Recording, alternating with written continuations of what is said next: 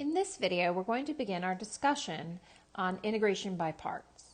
So, integration by parts is a technique for simplifying integrals which are in this form I've presented here. So, the integral of some function u times some v, which is the derivative of something.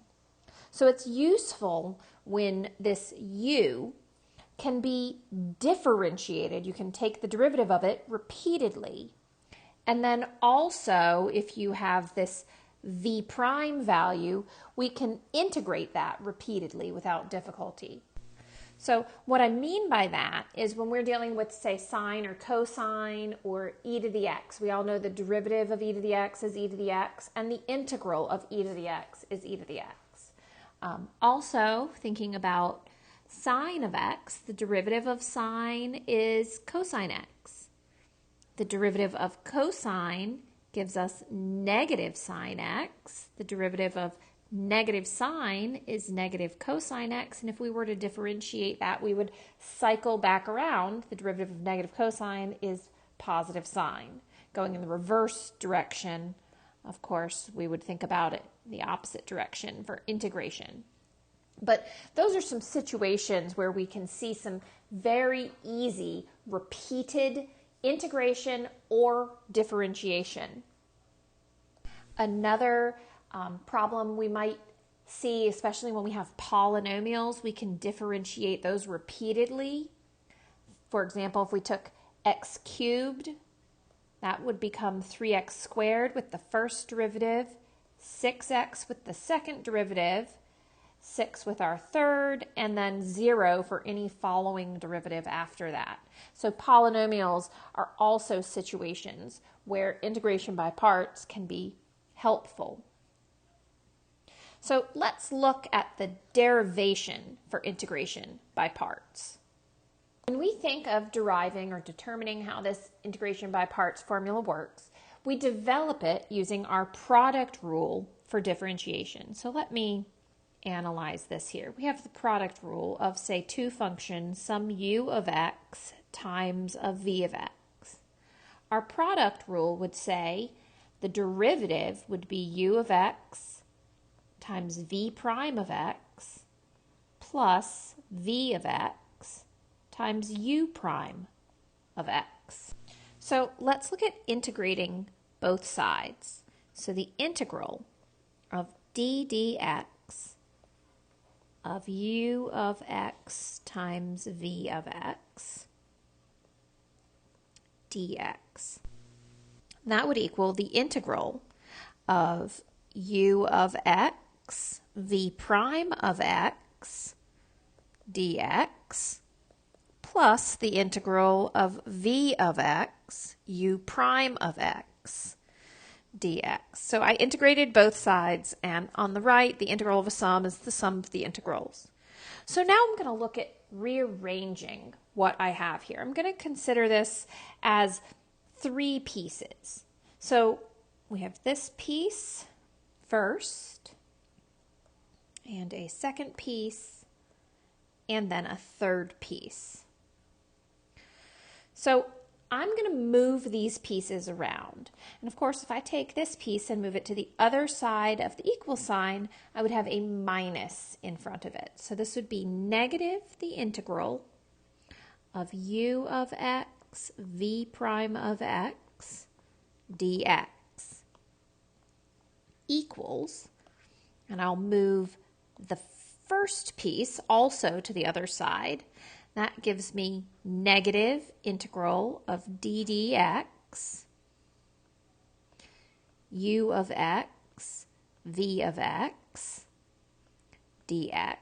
And this last piece will remain where it was. So plus the integral of v of x, u prime of x, dx. Now you'll notice I have a negative in front. So if I divide by a negative on both sides, that's going to turn this positive and that minus. So I'm going to switch the order of those two. This gives me the integral of u of x, v prime of x, dx equals the integral d dx of u of x, v of x, dx, and then that becomes minus the integral of v of x, u prime of x, dx. Now, integrating and differentiating are essentially inverse operations, so they're going to cancel each other out. And I'm going to end up with the integral. I'm going to leave out some of my parentheses of u of x, v prime of x, dx. That equals, and when I cancel my integral and my derivative,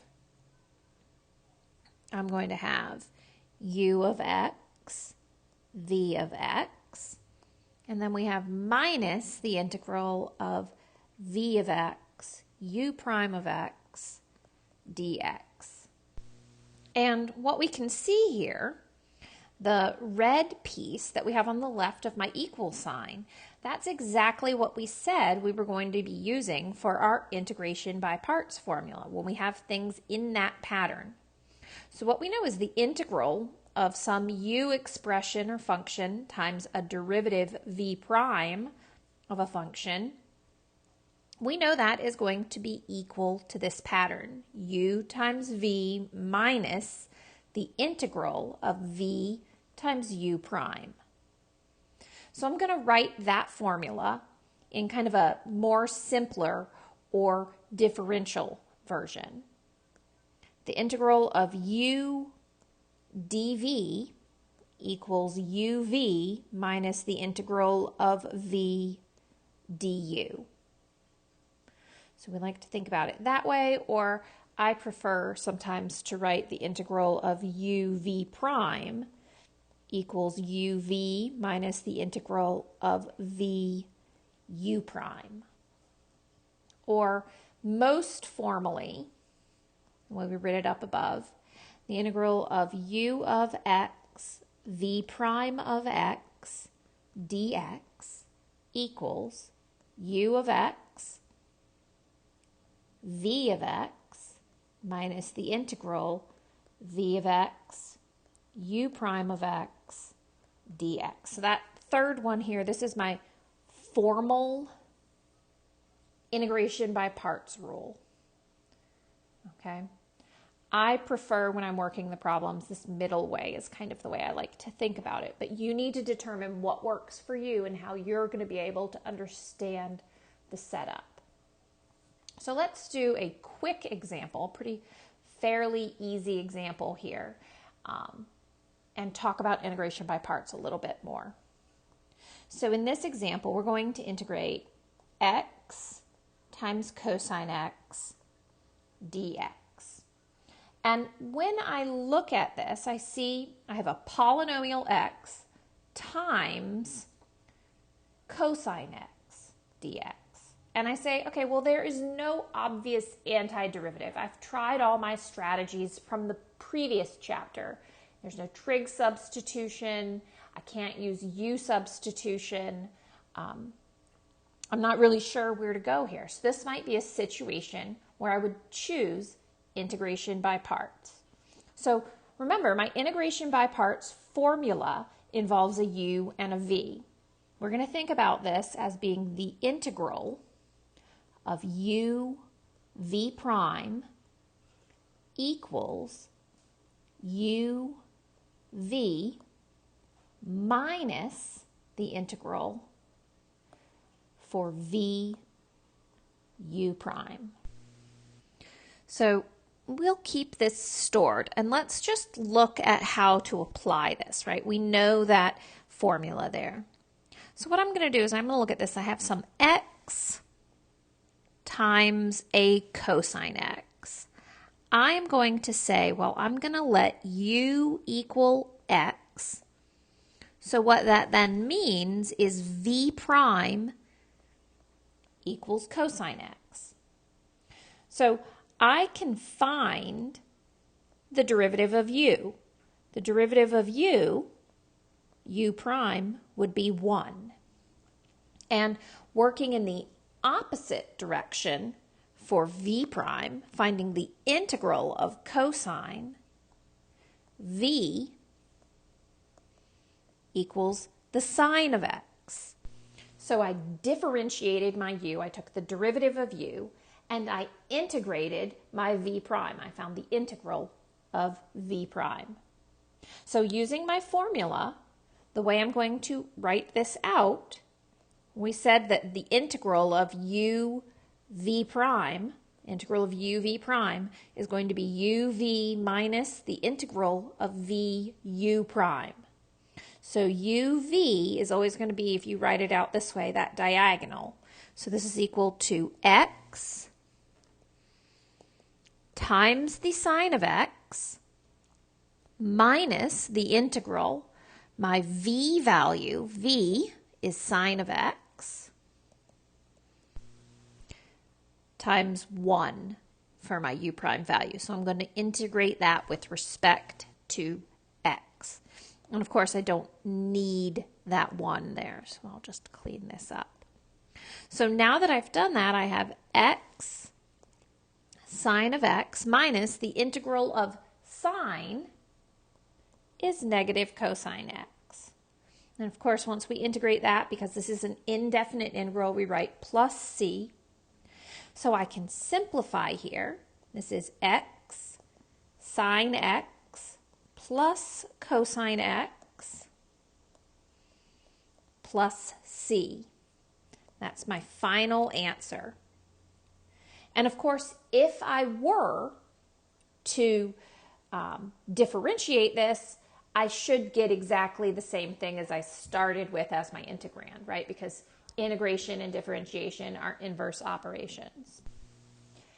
And at this point, the general question I get from students is like, Ms. Stein, how did you know that x was going to be your u and cosine was going to be your v prime? How did I choose that? Because it could have gone the other way and it might not have worked out as well. Well, what we generally say, or my rule of thumb for how to choose u, and this isn't always going to be correct, but I like to say latte, however you want to think about reading it. So generally, if we have a logarithm, that would be our first choice.